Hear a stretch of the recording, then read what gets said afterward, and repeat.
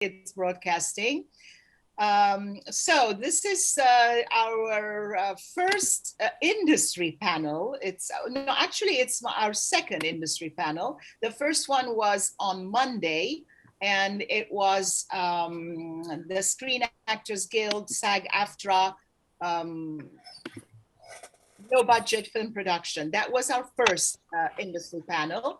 And this is our second industry panel. It's called The Buzz That Made the Film.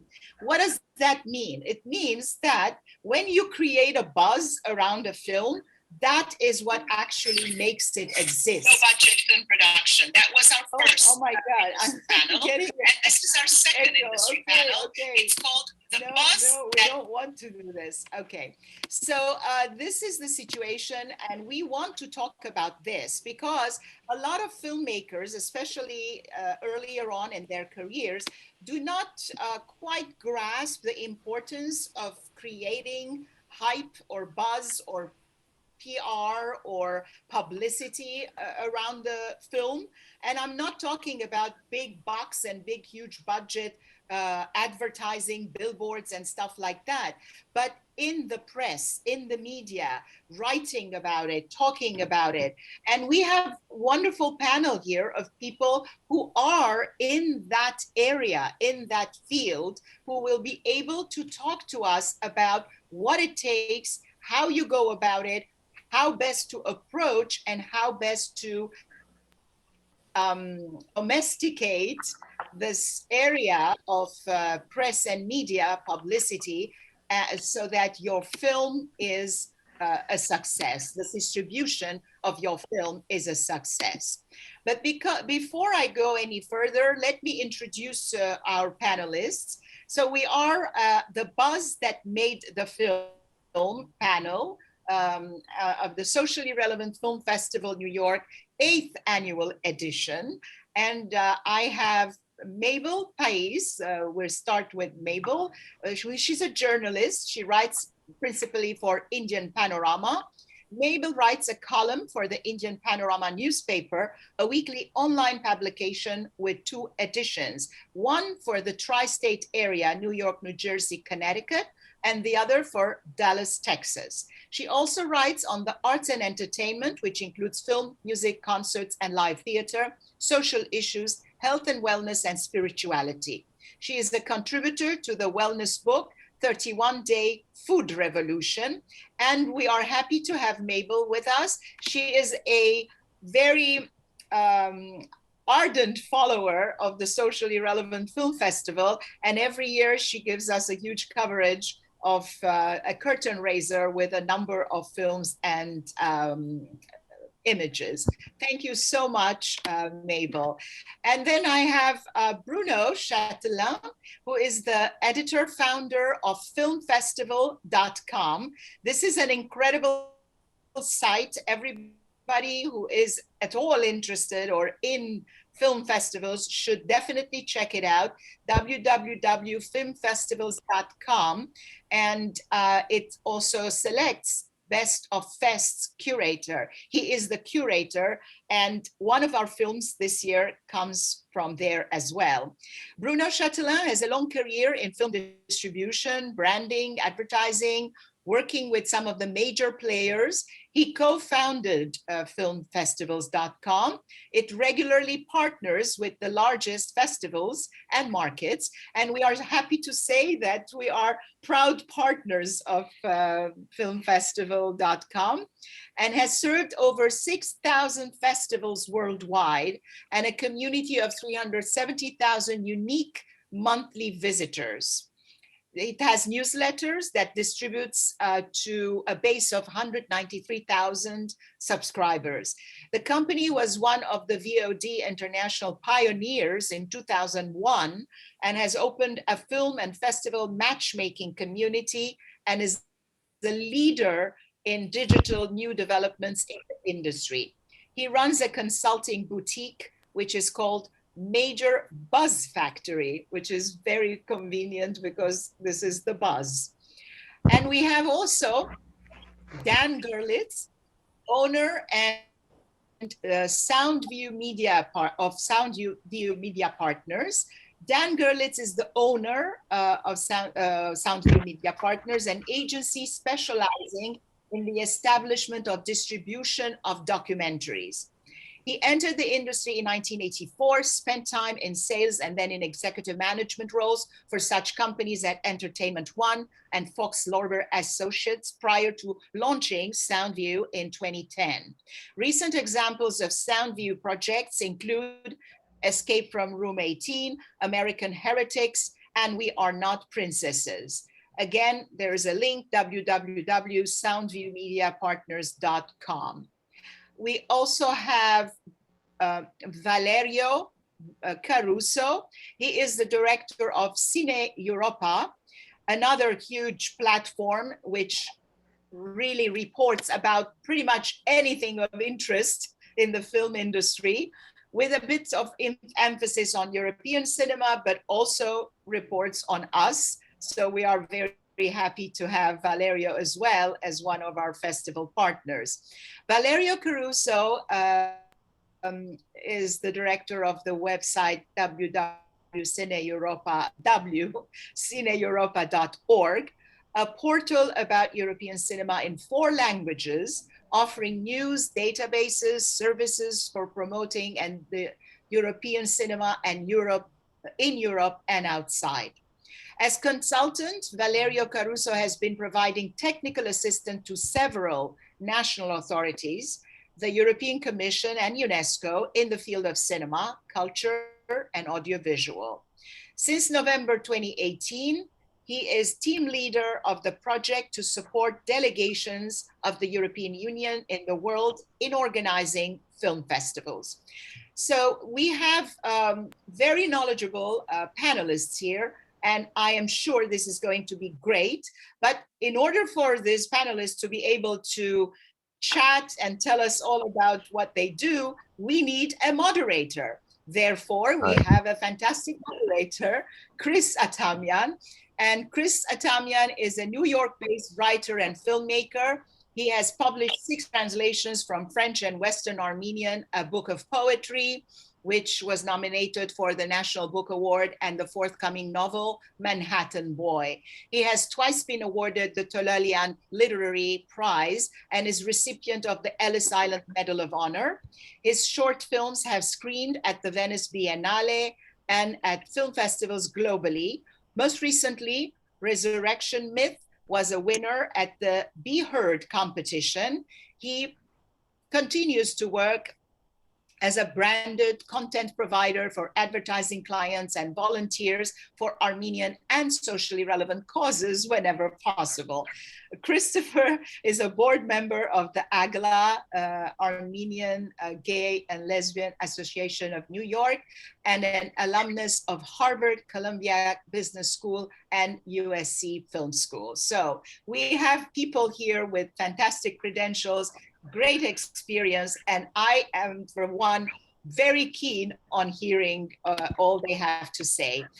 For our attendees, I just want to say that please feel free to put your questions in the chat or in the Q&A, and eventually at some convenient point towards the end of the discussion, I'm going to address them.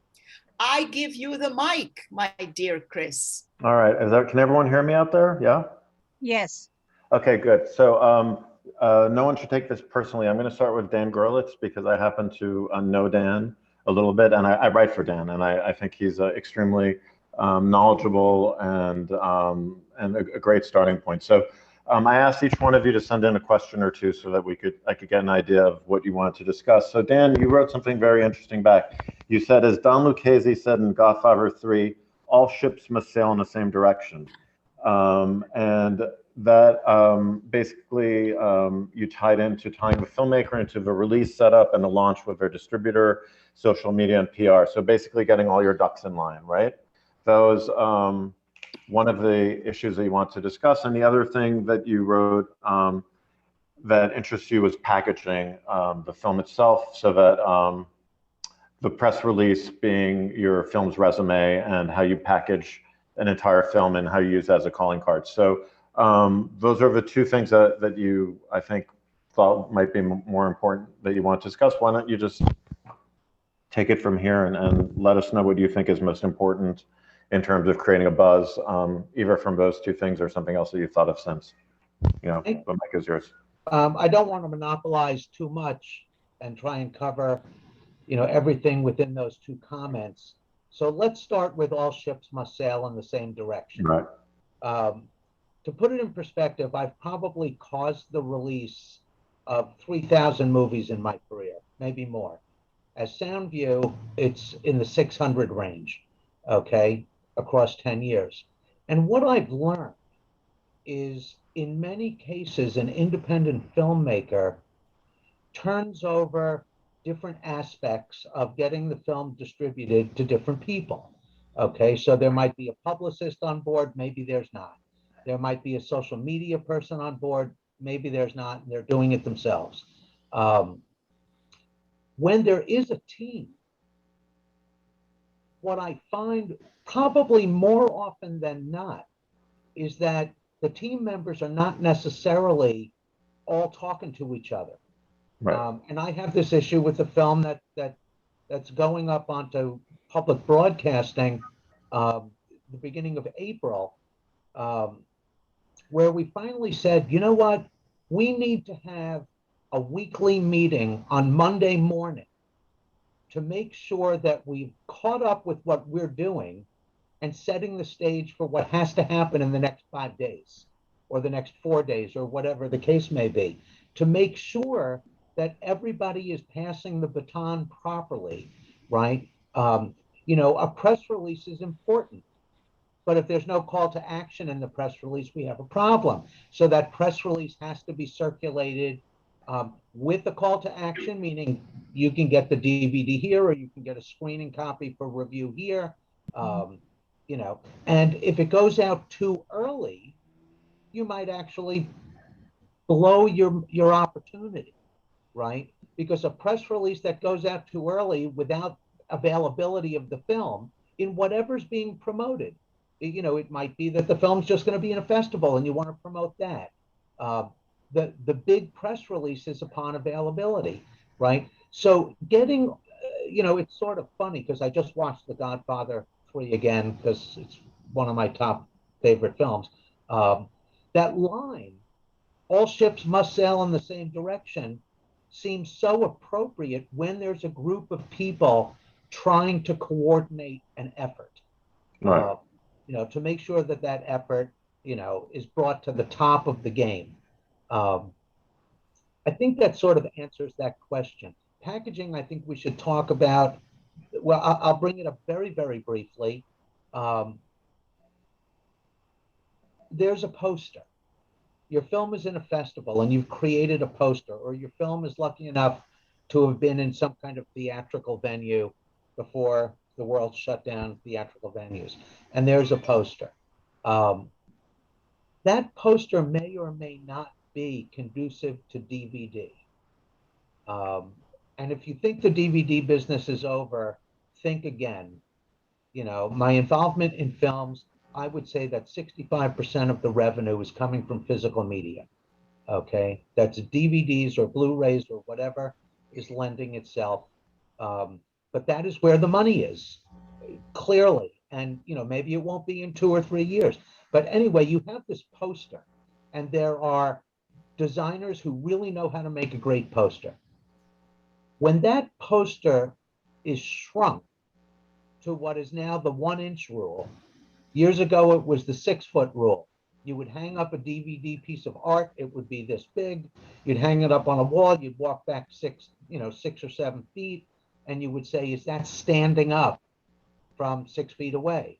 Well, now there's not so much retail. So the question is, when it's a thumbnail on Amazon or any of these sites, is it standing up? Is the title treatment popping so you can read it? Are there too many montage images that just become a blurry background, right? And there are rules to that. So a great poster doesn't necessarily turn into a great business card, which is actually the DVD cover of your film at 1 inch.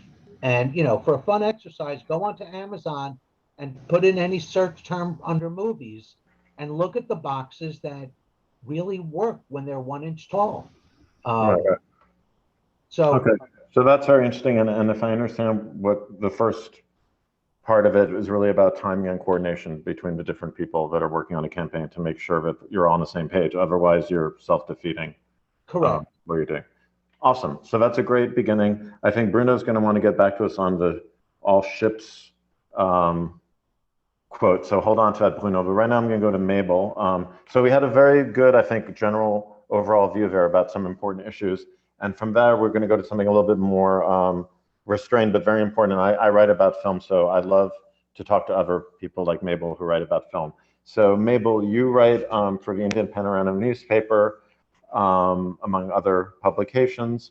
And I think one of the things that you find important is giving an opportunity to smaller films and bringing that first attention of the film to a public that might not otherwise get it. Is that correct? You have no micro. Mabel, you have to mic, Mabel. You got it? Yeah. Okay. First of all, thank you, Nora, for having me on this very esteemed company on this panel. Can you hear me? Yes, perfectly. Okay, all right, great. And I'm honored to be on this panel. I'm sorry, what was your question, Christopher? Oh, so we had a very sort of a good general introduction by Dan on some of the on sort of a campaign and the importance of having everyone have all their ducks in a row and be on the same page. Otherwise, it's kind of self-defeating.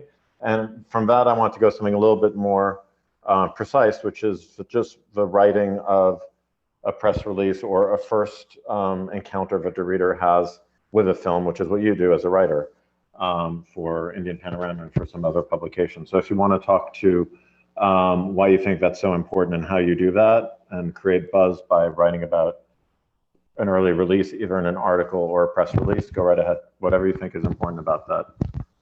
Yes, I started writing on the socially relevant film festival 5 years ago. Well,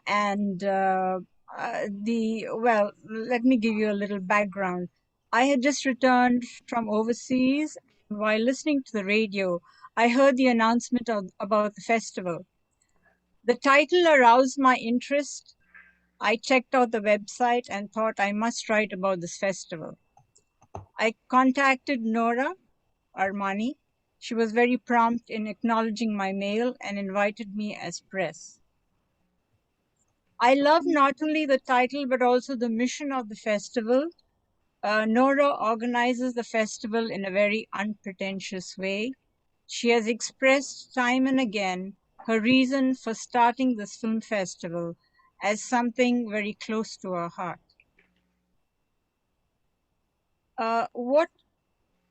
One aspect of thing that leads to a successful film pre-release is doing a curtain raiser on the festival. So I try to do that, 3 or 4 weeks before the festival begins. So the readers would get the buzz about a festival which may be of interest to them, and they could register, for the festival, participate. And I think that helps to a great extent to get a distributor. Okay, so basically getting it out on time and sort of giving people advance notice so that there's enough of a pre-buzz to the actual release. Okay, good. That's very interesting. So is there anything else you want to say right away, or we'll get back to you after? Or yeah, maybe later, yeah. Okay, so then let's go. So Bruno, why don't we talk to you, Bruno, for a second or two or a couple of minutes. So you have worked as a festival agent in the past, and you've repped and you've created films, and some of them are actually quite big films that people might have known that were large box office films. And I think you talked about Boys in the Hood as being one of them in your note to me. Do you want to talk to us about the importance of properly curating and repping films and what that involves, and maybe use an example of one film in particular? Sure. So it might be interesting, yeah? Yeah, maybe there are 2 comments. Now, to what Dan and Mabel just pointed out, all ships must sail to the same direction. I like the idea that, yeah, you need to go to where the people are going to watch your film. That's your goal. You're leaving A and planning to go to B. But what I really strongly want to say is the route from A to B depends on the wind, but mostly depends on your vision. And the routes are very, very, very, very different and multiple. I insist on that. I witnessed that in my career, starting at a big advertising agency, working for Colgate, Procter & Gamble, Henkel, you name it, Johnson & Johnson, etc., big brands. The motto at that time was unique selling property or proposition, whatever, USP, basically one message. Right. And I moved from that commercial industry to film, and I discovered that film is so rich that you can play, you can leverage, you can use a variety of angles. And your job as a distributor, which is someone who is a messenger, someone who is a go-between, helping the film go from A in the closet to B, the public, the audience. Your role is to define the vision and have your team understand it and develop it and control that. But the things you will be doing will be different whether you're talking, for instance, when you release a film from Woody Allen, you will say some things like pick up the journalist that will say that his best film ever. Then you will want to target audiences that you know are similar. For instance, the people who like the films from Scorsese. And if you have the luxury I had to release films from both of them, you would plug a trailer of Woody Allen in front of Scorsese print in the theater, so that, etc. So basically, I'm saying it is very important, your plan, communication plan, that includes publicity that leads to buzz, but also includes the advertising, the title, the things you're doing around, must be conceived as an impressionist picture with touches of color here and there.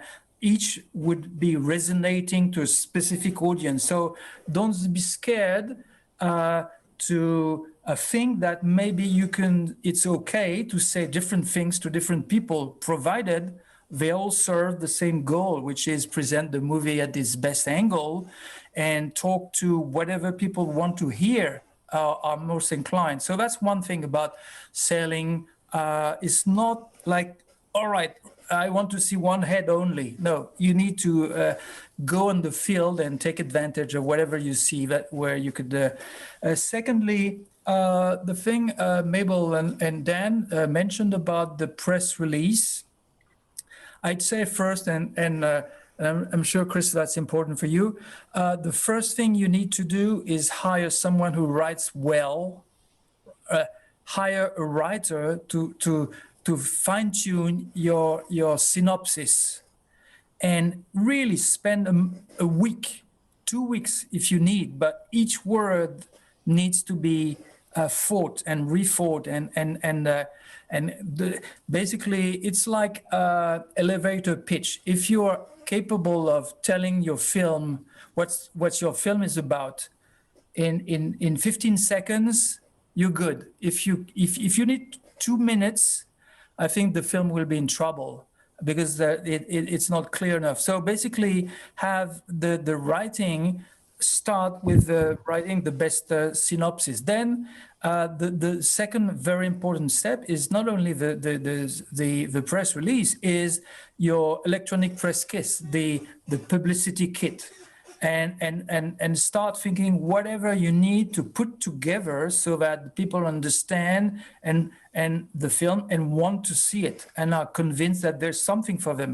So it's gathering all the elements in one element, and the press release, and actually a series of press releases, like you mentioned, advance, going in, then the results or whatever happened in the film festival, all of these, yes, must be made sweet and strong. And yes, that's very important. And of course, behind this, if you have luxury to have a distributor, then you have a database of whoever you need to send the press release to.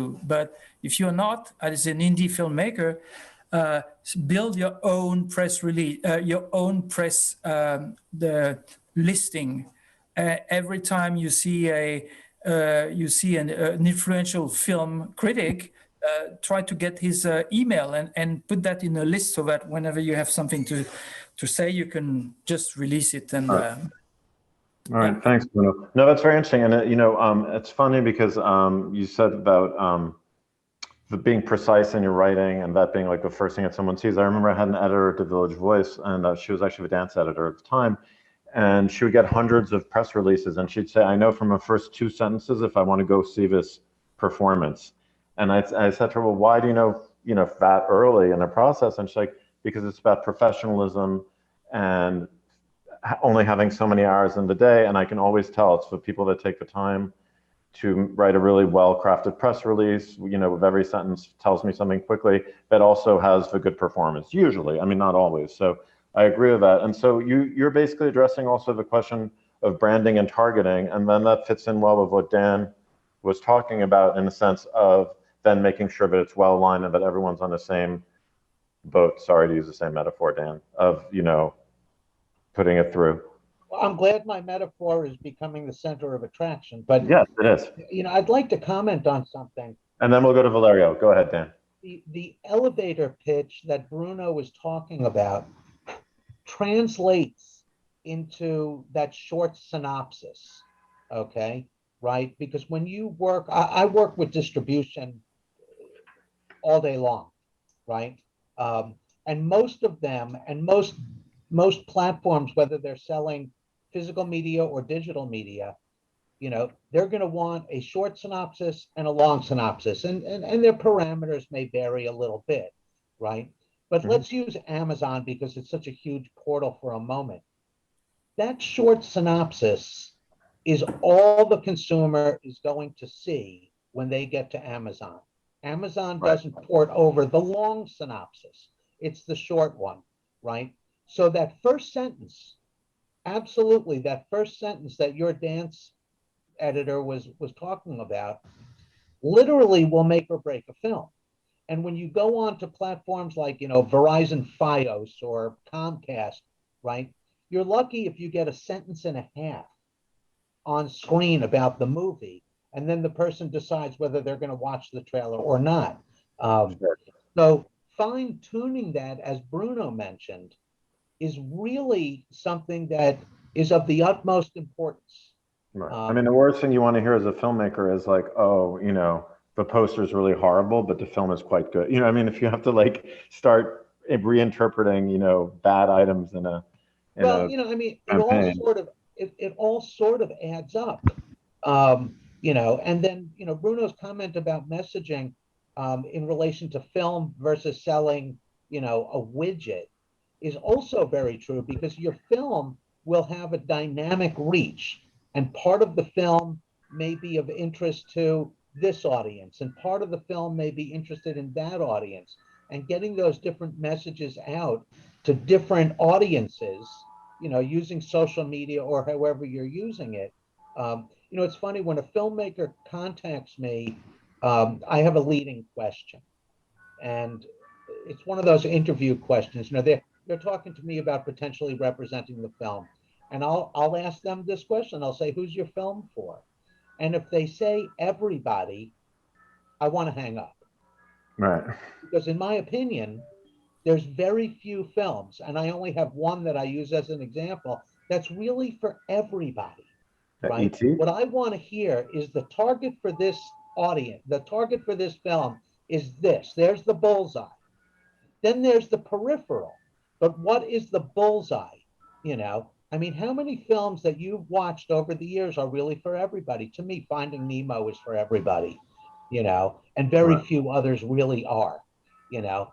So you have to think about that part of your verbal elevator pitch. Who's the film for? It's for African Americans of 50 years or older.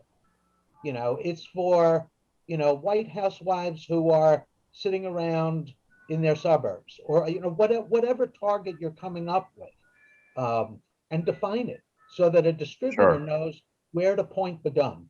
Right. Well, that's a good lead in actually to Valerio. Valerio, where are you? Thank you, Dan. Valerio? Are you there? Yes, yes, sorry, I was mute.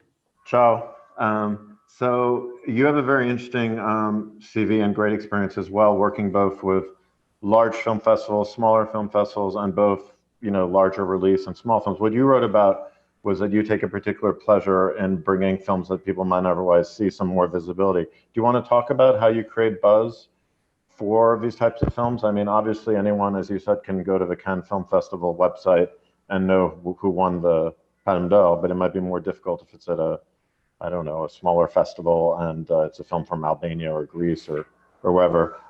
If you want to discuss that, I think that'd be very interesting. And if there's anything else you want to discuss, please feel free.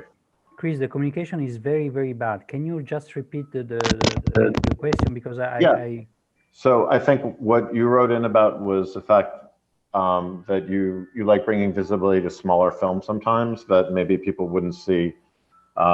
Because, you know, people go to the Cannes Film Festival or Tribeca where they're better known films, but and that sort of is more obvious to access and also distribute. So do you want to talk about how you bring buzz to smaller films or films that you think are jewels that we might not otherwise have? Yes, absolutely. Okay, and then I want to talk about social media a bit with everyone. Okay, so go ahead. Then we can talk about social media, but what I was thinking when Dan was speaking, and also Bruno, about it's very important to have a good synopsis, good professionals behind the promotional material. Of course, that's really important, but it's most important to have a good film. So there is no promotion if you don't have a good product.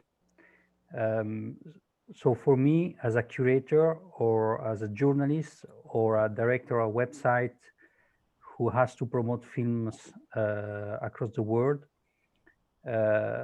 we have to need a good material, a good film. It's impossible to do the promotion. It's impossible to promote a film if the film is not good. And I talk as a curator, so as a person who selects films. Although Hollywood actually does a good job of that, right? Well, Hollywood is often the opposite. They're able to do good buzz on films that are often not very good. You know, you see the Avengers, and then you go see it. It's a little disappointing. So, so for us, it's very difficult to find also good films. As a curator of film festivals, I would say that 60% of the films we watch to select into the festival are not good. So we cannot talk or we cannot promote those films which are simply not good. And I'm talking about the majority of the films which are made. I'm sorry to say that, but there is no public for such films, and they're just made sometimes because there is financing which is available. So those films are made, but it's absolutely difficult to promote.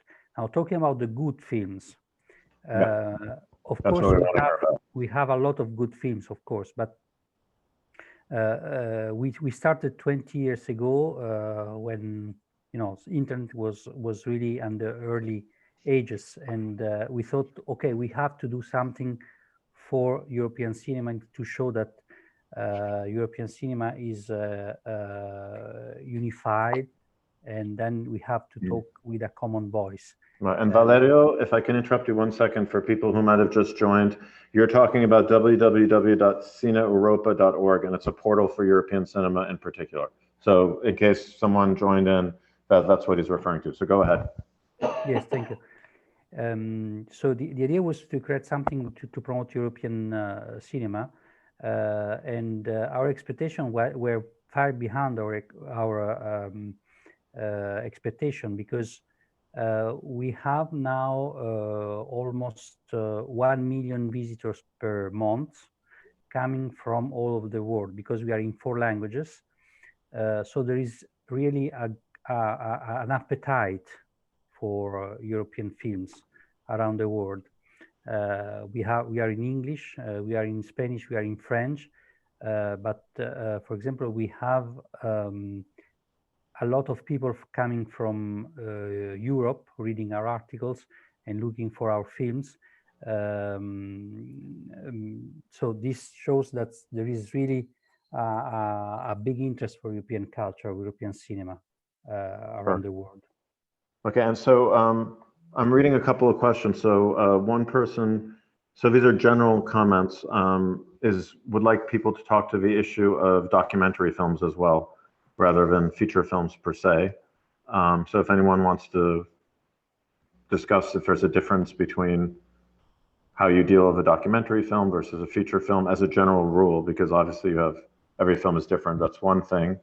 And then after that, I want to ask all of you, Mabel, Dan, Bruno, Valerio, I'm very interested in social media, because now I've worked in advertising most of my life, and everything from advertising to digital, a lot of it now hinges on all the different social media platforms. And what do you do about it? Do you ignore it? Do you exploit it? How do you exploit it? What percentage of your time do you spend? Whatever you want to address, and whoever wants to talk can. So let's do the documentary thing first. Does anyone want to address documentary filmmaking? Happy to do so. Yep. All right, well, we got Bruno too. Can we go Bruno first, Dan after? Yeah? Does that work? Okay, Bruno, each one of you gets 4 minutes or 5 minutes. How's that? 4 minutes. Go. Or 5. Well, as a curator of my Best for Fest, the films I select, I really enjoy working with documentary filmmakers and helping them navigate the festival circuit, being selected, being visible, and all of that. And I must say that doing the publicity for a documentary is exactly the same job as the one around a feature film. The difference is sometimes you don't have name actors. Sometimes you do. I handled a documentary which was produced by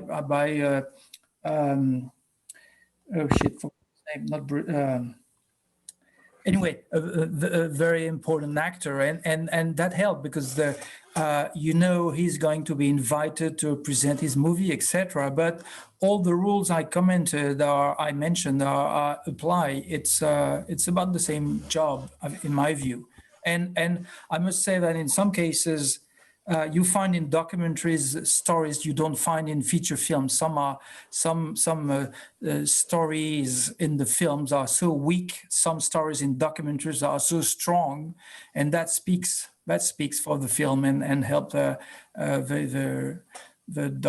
documentary stand out in the festival circuit. It's only a different job in terms of having to select the festivals that you want to premiere your film or your documentary, or the one you're selecting, because there's a niche and there's also a series of festivals that play both genres, like generic film, like any type of film, and documentaries, or those festivals that are focusing on documentaries. So that's kind of a long strategy to discuss, but it's okay, not. Gotcha.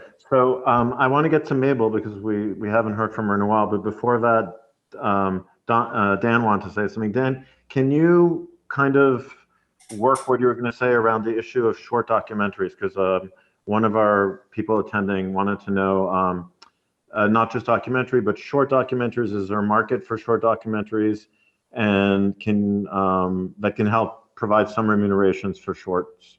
So in other words, I guess, how do you, well, it is what it is. The question is, what does this apply for shorts as well, and what's the market? Dan, can you address that and maybe talk about what you're going to say before that? Sorry.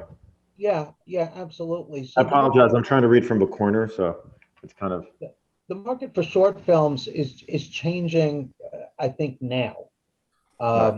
for many, many years, it was very hard to get short films to be exposed. Distributors did not have interest in them because it was so DVD oriented. And of course, you need to define short film, right? Because the definition of that could be 3 minutes to, I've seen definitions as high as 40 and 45 minutes. Right. Um, Okay. and there's definitely a difference. What seems to be changing in the market right now is digital, right? Um, where a DVD of a 25-minute film could be very difficult in anything other than the educational arena, which could be monetized and could be exploited, meaning university licensing or something like that, teachers in classrooms. Um, there are platforms now that are seeking shorts because, especially because of COVID, attention span has gotten very, very short, right? So people may not, they might be waiting in the dentist office and they have 15 minutes and they don't want to start a movie or start a series. They want to watch something that's going to take 15 minutes or 12 minutes or something like that. So those opportunities are in fact opening up. I'm working with a particular label right now that's looking for short films. That's what they want for digital exploitation only on an SVOD platform. Okay. Are you allowed to say what company that is or what? No, I'm gonna leave that out. If anybody wants to, I'll put my email inside. Perfect. Okay, sounds good. Because and okay. Go ahead. Yeah. But I want to go back to the broader thing about documentaries. While some of that initiative is probably the same as a feature film, I actually don't agree that it's the same. It follows a very different track. And when I launched my company, I decided to focus specifically on documentaries. So say 97% of what I represent are documentaries. Okay. And the social media aspect is different. The messaging is different. Where you're going to sell the film is going to be different. Um, so I think that needs to be considered. I mean, the general process of, do I need a press release? Yes. Do I need a package? Yes. Do I need to have all ships sailing in the same direction? Yes. Okay. But when it comes to a documentary, especially one that's dealing with a social issue, okay, you're going to need to reach out to that particular audience in a different way than through the entertainment media, right? Sure. So for instance, I'm on the board of the Holocaust Education Film Foundation, right? We are working like crazy to reach the audiences that are interested in that subject and that have nothing to do with film. It's just that historical subject that we need to reach. Do we need the entertainment press? Yes. Are they going to pick it up? Maybe, maybe not. But all of a sudden, other sorts of publications and online sites, are interested in this and other audiences. So you have to think a little differently about who you're reaching out to with what messaging. Thank you. No, that's great. I mean, it's true. I mean, anyone who's been on a subway sees that people are watching films like on their phones even now. So that's right. One thing. And the other thing is, with digital distribution, which is not something I knew until recently, a lot of these companies, they aggregate film, like on an Amazon Prime channel, they'll aggregate the total number of minutes that they show things. So if they have 4 shorts that people watch one after another, it kind of comes out to being the same as having a full-length film feature, which wouldn't have been the case before when you couldn't watch it in that way. So thanks for that comment. And then I want to ask Mabel, because she seems like she's been wanting to say something for a bit, to talk for a minute. And then Valerio, someone asked if you can define the 60% of the bad movies. Is it because of the content, the way they're made technically? So if you want to think about that for a couple of minutes. And then Mabel, where are you? Yeah, speaking of documentaries and shorts, this has been of interest to me in the recent times. There's a very interesting film that comes to mind, which was also nominated for the Academy Awards. I won't mention the name because it will be a plug for the film, but it's the one of the main actors is a deaf blind actor. And from what I understand, there has never been a deafblind actor playing the role of a deafblind person, which has never happened before. So I would, I think we should have more of those kind of films. It's just my opinion. You mean films that portray people that they might not? Yeah, with so-called Usually. disabilities, as we use the word disability. What is a disability? So I would suggest we have more films like that. Right, and create a buzz kind of around the fact that this is something different and that we're bringing a new Yeah. audience in. Got it. Yeah, these people are just different. They are not disabled. Okay, so let's go to Valerio very quickly. Valerio, it's a kind of an interesting question. I answered, it's Brett out in the audience. He wants to know how the 60% of bad films may be broken down. My answer, I would have thought was just overall bad, but what does that mean to you? I mean, is it mainly content? I mean, I don't want to spend too much time on it because it's not really about buzz per se, but address it however you like. It's a multiple question answer, in the sense that, first of all, I would say that I'm watching a lot of European, of course, and African films. So I cannot speak about US films, or what we see on US is mainstream and Hollywood films. In Europe, we have a problem with scripts and scenarios. So the scenarios sometimes are not well developed.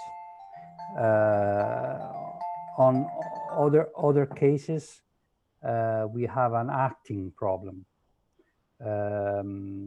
So this is something that arrives quite often. So the way the film is directed with the actors. Sometimes it's a good idea. So starting with a very good idea of the film. So the first 20 minutes of the film is good, but then there is no rhythm, and the film is just not following the good idea. So it's many factors that brings that the films is not interesting for 1 hour and a half. So this is my opinion. We are working with several people to select films, and many times we arrive at the same conclusion. It's not because a film is slow or because it's only with 2 or 3 actors. It's not the kind of things that we take in consideration. It's just so you're going back to the writing and the quality of the talent. Interesting. Okay, great. Thank you. Just so that everyone knows on timing, we've been here about 50 minutes. It's gone by very quickly.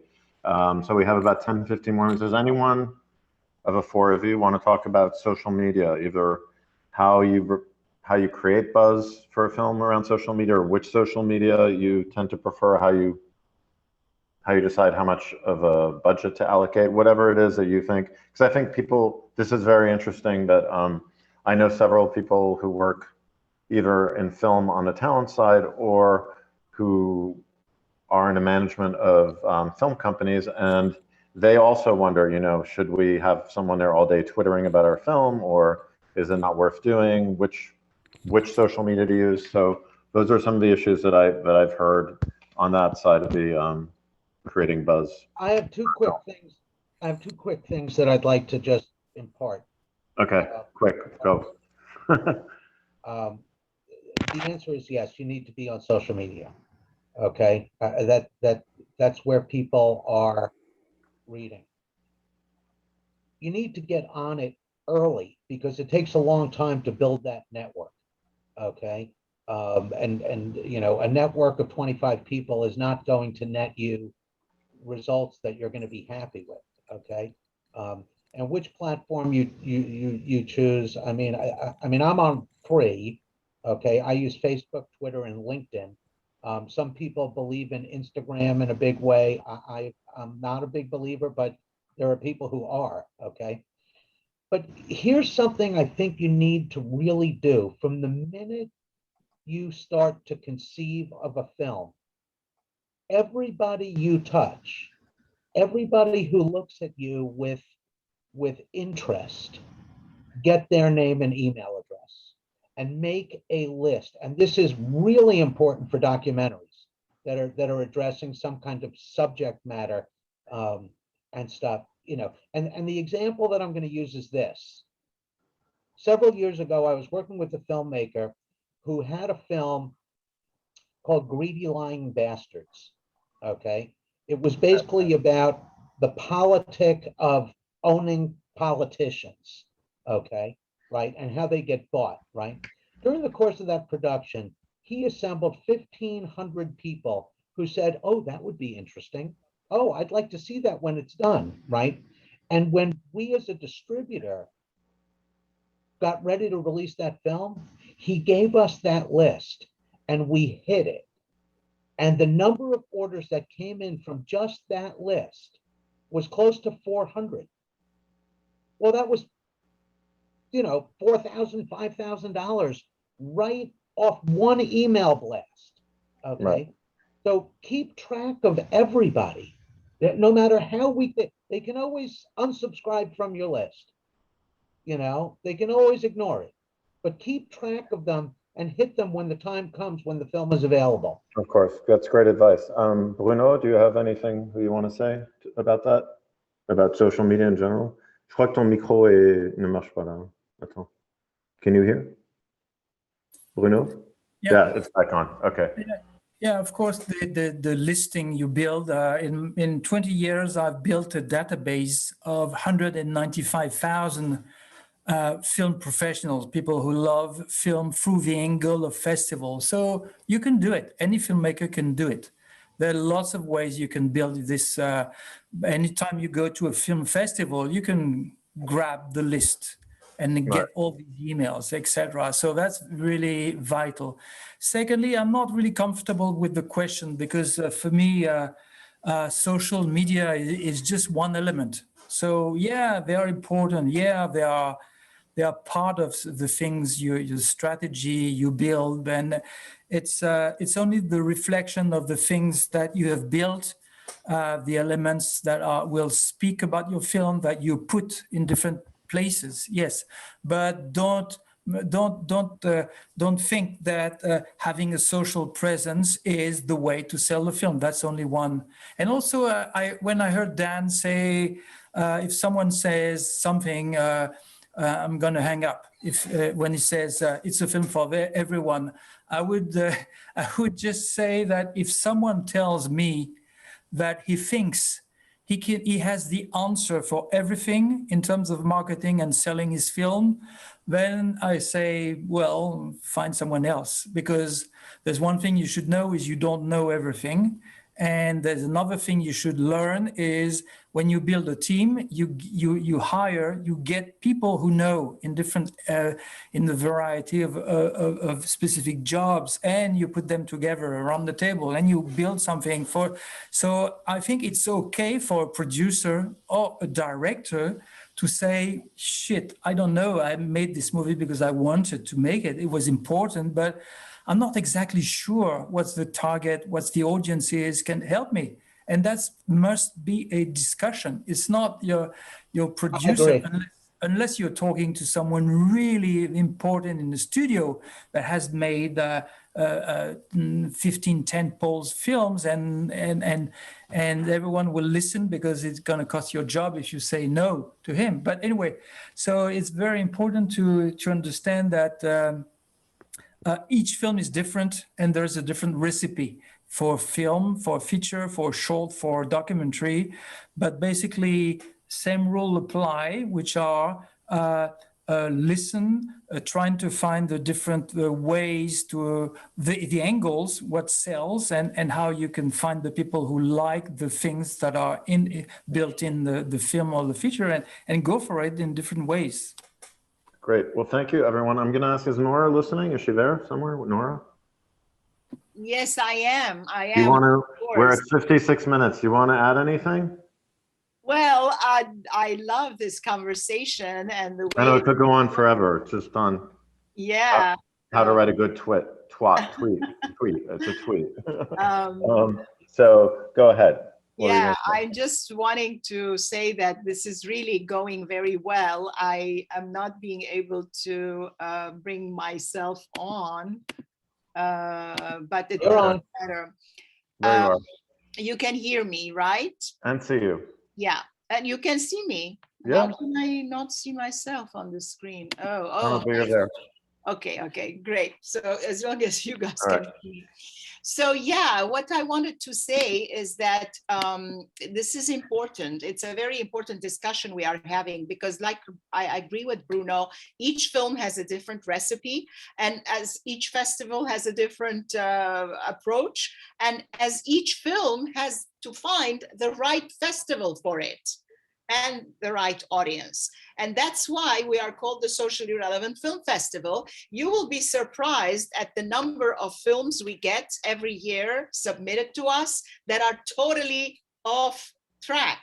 And I go, these poor filmmakers, they are wasting their money because they're paying a submission fee. I'm not going to refund it to them. I mean, come on, this is how we also operate. But it's important to know which festivals you are approaching, just like it's important to know which audience your film is good for. But it's a whole learning process, and people come, and if it's the wrong film, then we won't select it.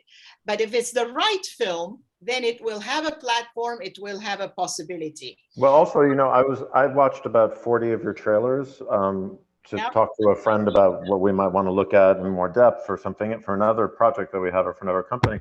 And it's very important that you segment things correctly. And then when you look at a trailer, for example, that you know right away what it's about, because you can't watch 2 hours of 40 films. That's like your entire week. And the other point I want to raise is what Dan was saying in terms of the approach, which can be different, because usually it's not always that you get the main media, the mainstream entertainment media to get interested, especially with smaller, more fragile films, unknown directors, no star names. There is a very good chance that these films will not be covered in Hollywood Reporter, Variety, or even in Écran Total, or even other major entertainment publications. But if it's a film about Holocaust, then you go to groups that could be interested in that. You go to non-theatrical distribution. You go to places where a buzz can be created around it outside of the conventional means. And again, at the end, all of this can be put together. And when there is the buzz going already, the mainstream media might suddenly say, oh, wait a minute. Why are all these people talking about that? It must be important. So maybe I should also say something.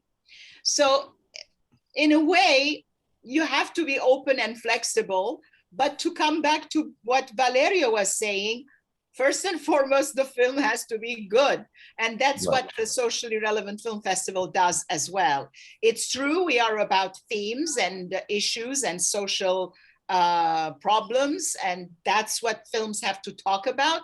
But we don't go because a film is great social issue, then we go, okay, we should program it if it has bad production values, bad acting, or the script didn't quite hit the right marks. We have to first and foremost look at the quality of the film as a film, and then the subject matter, and then the audience, who it is for, and so on and so forth. So let me also see if there is other people, because prefer email contacts information for the panelists. Okay, somebody wants email contacts for the panelists, and I have to ask the panelists if they want that. If they do, then maybe you can yourselves put it in the chat for panelists. Right. I think Dan did already with his, so. Yeah. So anyone else wants to do I would say if you want to continue for another 5 minutes, that's fine. I allow that, but not longer, because I have to be on another Zoom at 4 o'clock. We are back to back because it's the festival week. Okay, so Bruno, can you maybe talk about Boys in the Hood for 4 minutes? And then, did you want to say something, Dan? I see you on the big screen. No? Yeah, thanks for occasion. Yeah, I want to, because that's, I think a very good example of how buzz can change your life, your career as a filmmaker. I had this example and his experience working on Boys in the Hood, which was a film from first-time director John Singleton for Sony. And I got the film in January, and they sent it to me as thinking, let's pitch for Cannes. And I sent it to Gilles Jacob, who, surprised to us, said, "You're in." And I remember very specifically, that's February, Cannes is in May. And I said to myself, wow, that's amazing news, but I don't know a thing about the Black cinema. Let's find someone who knows so we can make things happen. And we found one journalist. So that's how you build your buzz, by concentric circles getting larger and larger. So we found someone who knew very well the story, the history of Black cinema. And we showed it to him. He was the first person in the world besides the studio to watch the movie on the tape in my office, and he came out red-eyed saying, "My God, Orson Welles, it's amazing." And that's how we started. So we worked on the buzz for 4 months, reaching to Cannes. We started showing the film to specific groups, and built a word of mouth that preceded the Cannes presentation. In Cannes, we brought, to make sure what's important in the festival is you have in the room the people who you know will like the movie. So instead of only the farts and the suits from the executives from the studio, we got people from the suburbs, the kids from the suburbs. We built the room, basically. We turned down tons of people because we'd created so much buzz. We had artists, graffiti artists in the street who painted the poster. We did everything that was authentic to the film itself, including the music. We had a rap party. We flew Ice Cube. And of course, that's the difference because you are Sony, you can afford the flight tickets and the hotel, etc., and pay for the party. But anyway, success down the line. Okay. That's very interesting. Hold on. At the end of the story, that's the only time I had this in my career. At the end of the festival, the head of the studio shook hands, said, "Thank you, Bruno. Thank you, team. I'm going to change the box office estimate. We had 30 million box office, US and Canada. I'm going to change it to 50. So an additional 20, meaning another 20 for international. It didn't do 50, it did 57. So my point is, Cannes, the buzz, had provided an initial about 50 million bucks and made the career of John. He was nominated, youngest director at the Oscar with 2 nominations. So my point is, it was a fairy tale from beginning to ending, but with work. Work was involved, and giving the dimension, a dynamic dimension to your buzz, creating buzz that was going larger and larger until it hit the right people. And it's it's very precise because, just for instance, we are in 1995 or something like that. People hate rap in France. So I had to build the party where we had Ice Cube perform so that they would accept it. So I got a clown at the entrance of the club called Django Reinhardt, who made people laugh. And so just to break the ice. So everything very, very You're precise. talking still, it's about knowing what is correct for each film and how you bring out qualities that people might not know about. Festival, if you do it right, can bring your career to. Sounds good. Okay, anyone else want to put in a last word, or should we call it a day? Dan, Mabel, Valerio? I have something that I think is worth mentioning. And this is very specific to documentaries, really, but budget is not the be all end all. I have films that filmmakers have spent inordinate amounts of money on that perform or don't.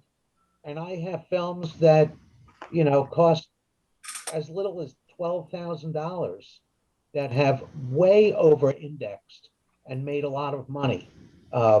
So when it comes to a documentary, it's really about the content, Right? of that particular content subject. And I think that that's interesting because not everybody needs to sell their house to make a film that's going to be great. All right. Well, that's definitely good to know. All right, Nora, you want to wrap it up? You have to put your microphone on. I know. Right. This is a very good way to a note to end on, and that is the fact that you don't have to sell your house. Your house, thank God. And you don't have to, necessarily make a big movie to create a buzz. That's why it's called buzz, because if it's a big movie, you can go and find it in a big festival or a big whatever. And that's part of the reason, part of what we pride ourselves as a festival. And that is, we don't necessarily run after the big films that are making a big buzz in the big festivals and invite them to come to socially relevant film festival, but we go with films that would otherwise not be seen, fragile films, small films, filmmakers that need the platform. And of course, eventually they could become the big film that made it. So we kind of pride ourselves with that. And I think everybody here will agree that you don't have to start off with a big film. Earlier in the cafe this morning, somebody was saying, how do you get a small money, a little bit of money coming from a film? And the answer was, you start with a lot of money.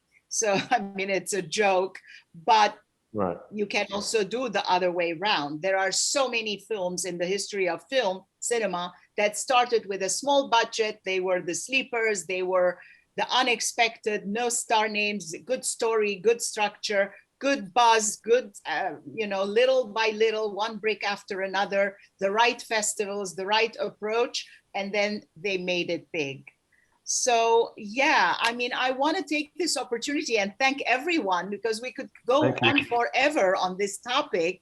It's so important, and it's so important for filmmakers as well. And unfortunately, we have to limit the time. So I want to thank you all again, Mabel, Bruno, Valerio, Dan, and Chris, most of all, for running the show for us. My pleasure. Thank you, everyone. And continue what you guys are doing, because you are there for the filmmakers. And this is very, very important. Okay. Bye, guys. Bye, Nora. Thank you. Thank you. Thank you very much. Bye. Bye. Thank you. Thanks. Bye-bye.